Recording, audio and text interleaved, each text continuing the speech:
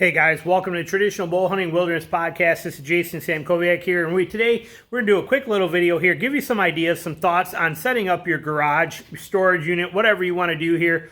I built this place 20 years ago, and one of the very first things I did was set this garage up, and I knew nothing about what I was doing, again, 20 years ago. But some things here that I can show you that have held up incredibly well, some tips and ideas for you. Do it once, get it done, and do it affordably. You know, the stuff I see today, remember, I'm a photographer and a pressure washer, so I spend a lot of time at a lot of people's houses, and I see a lot of the stuff that they do. I come in through their garages, they got stuff in the garages, that's where they're getting ready at sometimes. You know, I see this stuff constantly, and I just shake my head at some of the things that people buy, build, or put together out there, and there's better ways to do it. So let me show you a couple of these things. First off, when I built this garage, I left the walls open. Okay, I did not put any side or sheetrock or anything in here. I did that on purpose so that I can stick things between here. Notice, like all my shovels, you see people buy racks and all that to do that. I put some screws right in the wall, hang whatever I want, and then here, all I did, I got heavy jugs there so I can't move it, but I got a tie-down strap that goes there, and it runs right over to here. This tie-down strap's been there for 20 years, and it goes right over to a screw over on this side. What does that do? That lets me keep all my shovels and all my stuff are tucked in here behind there, and I can just drop them right in and set them right up. Hey, my wife just pulled in with some groceries. Let me help her out real quick, and I'll be right back. All right, sorry about that. But anyway, so yeah, that just a simple ratchet strap across there holds all my shovels and everything in there, and when I need something, I just simply grab it, pull it out, slide it back in there, and it works fantastic. Been there, like I said, 20 years that sit there, and it keeps all that stuff from falling over, tipping over, any of that kind of stuff. I put simple little hangers anywhere I want to. Rafters I left open for the most part, so I can store a bunch of things in here easily and access them, but again, keep in mind, 20 years ago, I did not know much of what I was doing. So I put all these boards down here to create this walkway down the center, and these half sheets of plywood on both sides so that I had like a storage set up there. And so I did all this, and it's held up, like I said, 20 years. It's been absolutely phenomenal. And if I go up there and kind of show you, which I cut this open, so I can get up there, and I just ladder stay. That's why this ladder is always right here, so I can get up here. But I have tremendous storage up here, huge storage section that I can actually come right up into here and walk up in here. So if I'm in, you can see here with the light on that I can walk into here. You know, I'm 5'6", so it's not super tall, but I can walk right through this whole place, and I have access to everything. I have all my hunting stuff up here. That's what all these bins are that you're seeing here. These are all hunting clothes and hunting stuff. I keep it all stored up here. You know, this is the stuff that I don't use all the time, but I keep all my stuff here. I got a whole area up here of all kinds of goodies, all my spare packs, extra stuff. It all hangs right here. Just a simple, you know, spare boots, you name it. I keep it all up here, and it works fantastic. But having the open sections over here, I can put everything I want to there. Again, we're not talking much money. Sweet, easy setups. Put a couple of 1x3s across there to hold all our fishing poles, and I can access them easy. And like I said, you know, it's a garage. It's working and functional here. So we got a lot of stuff, spare wood, spare parts, things like that. I did end up putting in, so I got that plywood here on both sides, but here I ended up putting in some more sheets so I can have shelving over here as well too, that I can still access from there. I can access from that end to slide long things like these boards up into, and I can do whatever I want to. So it's you know, like I said, for something I built 20 years ago, this part I'm not as proud of, but it is definitely 100% fully functional and does exactly what I need it to and gives me a lot of storage space. But like I said, you can see I left these gaps. Again, back in the day, not knowing any better, not having any saws to cut these the right length. So I just had Home Depot where I bought them, rip them at, you know, in half, and that's kind of how they fit. And, you know, it works. I got no complaints on it, and it's super solid and stable, and it does do the trick for me. So I'm very happy with that. Just like I said, now I do it a little differently. I'd have filled, you know, made it a little more detail and a little more attention to, you know, fine tuning it. But that's the upstairs setup here. In here, but sweet, simple, and it's functional. And then what I did, as far as other little things while we're on the ceiling here, I did put in pull down cords. So I got pull down cords here. I added in some spare lighting. So I got spare lighting in many places, and I can spin these any way I need them. So like when I'm detailing the car or doing anything like that or working on something, I can turn these on. I got lights set all over the place. Drop down lights here. This setup was actually for my ladder. I used to have my ladder that you see up here, my big 28-foot ladder that's on top of my trailer there, was on there. I would hook one set of rungs in there, one set of rungs in here, and then on one side, and then I would push that ladder up and use that strap to hold it against the ceiling. So that ladder would run flat right underneath this railing, about from here all the way down, and it was out of the way, tucked in perfectly. That little simple setup right there was absolutely flawless. I think I had about $1.50 invested in that, and then I just used that strap on the other side. But all I had to do was take that ladder and hang it up on there sideways. You know, I don't have, let me see if I can show you here real quick with this one. I don't think this will reach both of them. And I'm doing this one-handed, but it's light enough that I can. So what I would do is I would take my ladder, I would hang this ladder in there like that, and then I would tip that up to the ceiling and use that strap to hold it so it would catch on both sides. And we're going to leave that there till I'm done because I can't reach it. But it would go from there across, and then I would hook this strap on there and tighten that strap up, and it would just twist that ladder right up into the ceiling and keep it nice and tight there. And it worked like a champ. So that you can, again, have an open rafters. You can see I got cables here that I can slide stuff into. I have 2x4s there that I can put wood into. So everything has got a process to it that, you know, just gives me a lot of flexibility. My winch, you can see here, I got going right from a 2x4 mounted up there. I have my game hoist right here that I can use for anything I want to. I also have an electronic hoist right here. I don't remember what weight that is. I want to say it's a 1 ton if it's doubled over like this. And I just drape this here where it's just above head high and I can reach it. But like I said, it's a fantastic hoist system. It's been there for 20 years. I have it mounted on that round pole. Now I guess they come with square brackets. When I bought mine 20 years ago, they were designed to be mounted on a round pole. So I got a 10-foot black pole that goes across all these rafters to support that weight. I used to lift snowmobiles completely off the ground with this thing, four-wheelers completely off the ground. So, I mean, that thing's incredible. It works fantastic. So it was a very simple kind of a setup as far as how I did that, but everything is functional on here. All right, now as far as this other stuff goes here, the very first things I did when I built this garage was I put in this rack, these 2 shelves, and this bench, okay? These were the very first things I did. 20 years old. I had these done before they even had the house built. The garage was built first. While we were having the house built, I was out here and running off of generators, running screw guns and saws to try and build all this stuff here. So that's how long they've been here. This design is incredible. Okay, and again, I knew nothing about what I was doing. This is probably the strongest workbench you could ever have. It is basically 3 2x12s. I think those are I'm pretty sure they're 2x12s, not 10s. Hang on, let me look here. And yeah, 2x12s. They're 2x12s, and I don't know what the lengths of these are. I want to say they're 16-footers. I can't go all the way back. We're at 10. They're 12-footers. So it's, you know, so you're looking at a about a 34-inch across deck, you know, worktop here that is easily replaceable. That was the beauty of this. I built this in 3 systems, okay? You have the lower section, which is all the framework, the top part, and this backsplash is actually screwed right into the wall. This part is not screwed to the deck. It's actually screwed to the wall. And you can see it back here, right here. This actually goes to, it is screwed right into the wall and set. So the beauty of this setup is that I have total, you know, like I said, replaceable, but strong as can be also. So this top, I can remove these screws and pull up this whole board and replace it if I ever wanted to. Honestly, this thing's going to outlive me, and if I ever needed to, all I would do is I would run a surface sander. I'd run my sander down this to clean it up if I had to. A lot of dings, a lot of marks. I mean, this thing gets used constantly. Mounted my bench grinder right on there, which has been here for 20 years. This thing's been sitting there. My vise has been there for 20 years.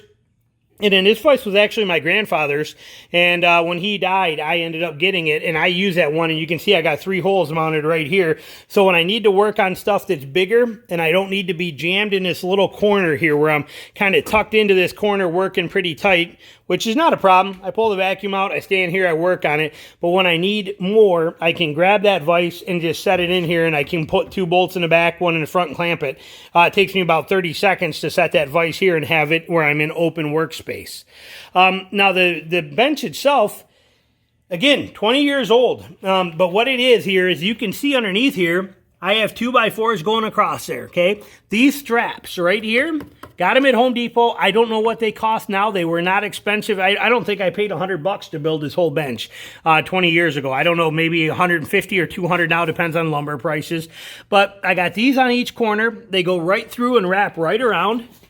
Okay, dirty from the stuff coming off the grinder. But you can see, but just a simple little setup. And it is fully framed in 2x4s underneath. You can see them right there. Goes all the way across, 2x4 structure, 2x4 structure, all the way in, 2x4s all the way back. And I just used on these right here, this leg only goes down to here. Okay, these ones here are fully all the way across. This is one 2x4 that goes all the way across on the front and the back. And then what I did is on these intersections, I cut and put them in there. I just use these hurricane straps there like that to hold those legs on and set it up. So not expensive to build this. And then the plywood's just cut and notched around the legs. And as you can tell, I sucked at notching it. Look how rough that is. Again, 20 years old, and I had, or 20 years ago, and I had no real tools at the time. So a very rough job. That one's sitting on top of there. This one that, I don't remember how I pulled that off, but why is that one like that? Oh, this one I think I just put right on top of the, no, it's cut. It's cut. I can see the light back there. I just cut that one right. This one, not quite so good, okay? But point being, I knew nothing about what I was doing, and I built this, and this is by far the strongest bench I could ever imagine. It will outlive me. I stand on this thing all the time. It is, like I said, not expensive for a 35-inch wide, 35-inch wide, 12-foot long bench that's, like I said, indestructible. And notice I also did leave a lip on here. I did that on purpose. See how there's a lip?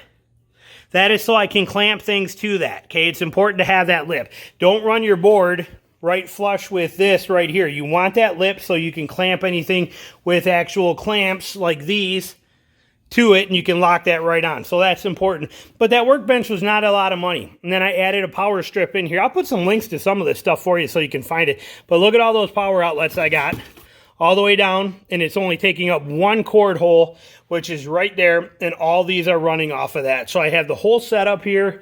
Perfect and easy. Pegboard.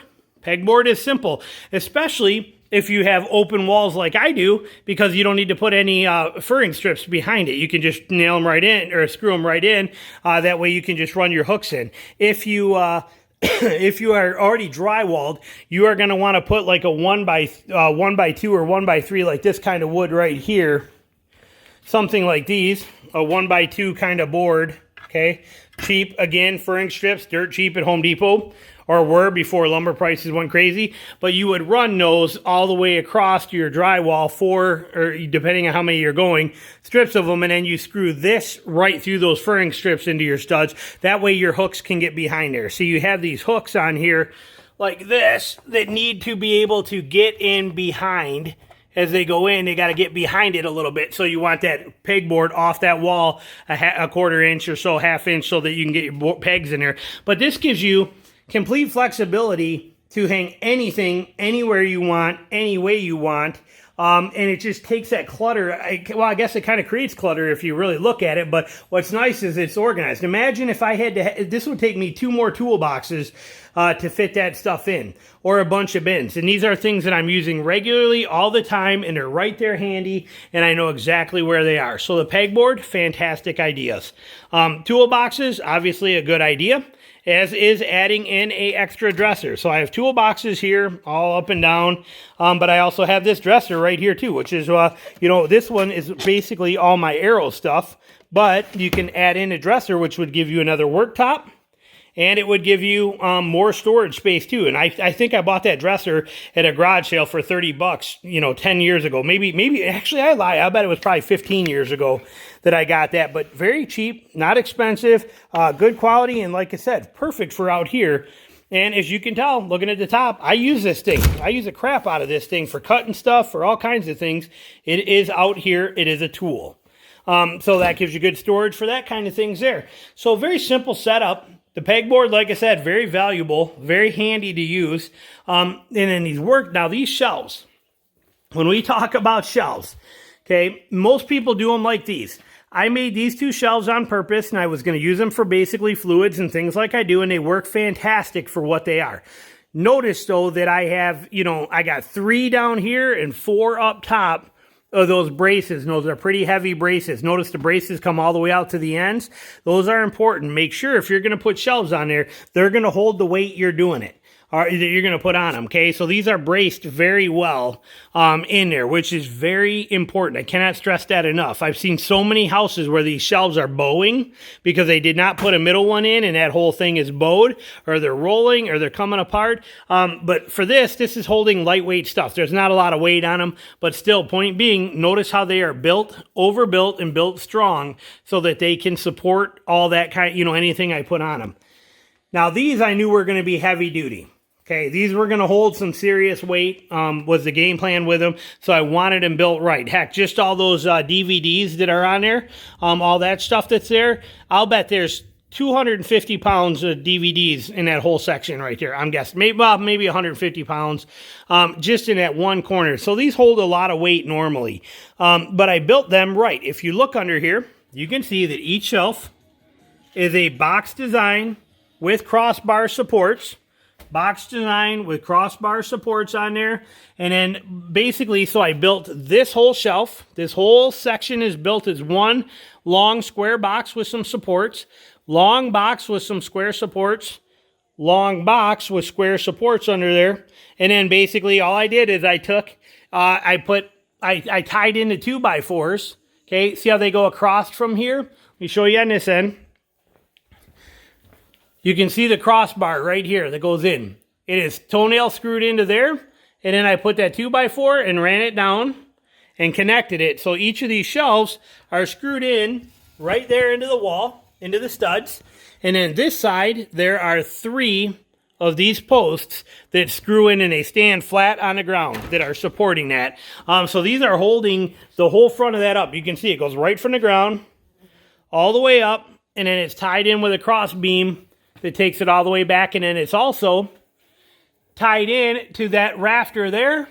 They're tied into that rafter there, and they're tied into that rafter there. I can climb on these shelves. They cannot move. I walk up and down these things all the time. They are the strongest, most sturdiest shelves you'll ever have. They will last for, like I said, a lifetime. And again, I want to say when I built them then, it was $100 maybe, ish, give or take a couple dollars. Now maybe 150. I don't know wood-wise. There's probably there's probably 3 sheets of plywood, and whatever you got, 1, 2, 3, 4, 5, 6, 7, 8, 9, 10. You probably got 15 to 20 8-foot 2x4s in there. But again, so this is not going to cost a lot of money. But look at the quality of that. Like I said, 20 years old, looks as good as the day I built it, and it'll never fail under any circumstances. Like I said, you could climb on these, you could sleep on them, you could, I could park a car on top of them if I wanted to, and it'll hold it all day. They are way overbuilt and made rock solid and tied in perfectly. So it's just a simple thing, but again, doesn't have to be crazy. Doesn't have to be expensive. I'm sorry, I'm sweating. It's 92 degrees here today and I'm in the garage. But this does not have to cost a lot of money. And there's a lot of stuff out there that does it half as good, that does charge more. I mean, if I were to buy some metal racks for that to put up in there because I was lazy and just wanted to stack them in there, even high quality ones, to get that much space would cost me, you couldn't even get that much space out of a rack system. And if you did, it'd be $600, $700, $800, and they would still not work as good. Like I said, this is amazing. So Don't have to spend a lot of money in it. Gives you some good ideas and some pointers on how to set stuff up. Very simple design, very simple functional, but so incredibly rock solid and durable and strong. I'll never replace it. I'll never have to worry about it. 20 years ago I built it. It'll be here 20 years later, and it'll still be exactly the same, just as strong, and it barely cost me any money. So setting up a garage, not complicated. Not hard to do and not expensive to do to get it exactly like you want. And that storage on there, again, look at how much storage I have versus a rack system, or the racks that you buy. I'm going floor to ceiling. I can adjust. I made the levels. Notice that each shelf is a different size. Okay, that was on purpose based on 5-gallon bucket sizes, bin sizes, things like that. So you can do whatever you want to with it, and make them any way you want to. So just a fantastic, beautiful setup, and hopefully gives you guys some ideas to set your garage up, or if you're getting ready to redo it, help make it a little bit better for you. So thanks for watching. Talk to you later. Bye.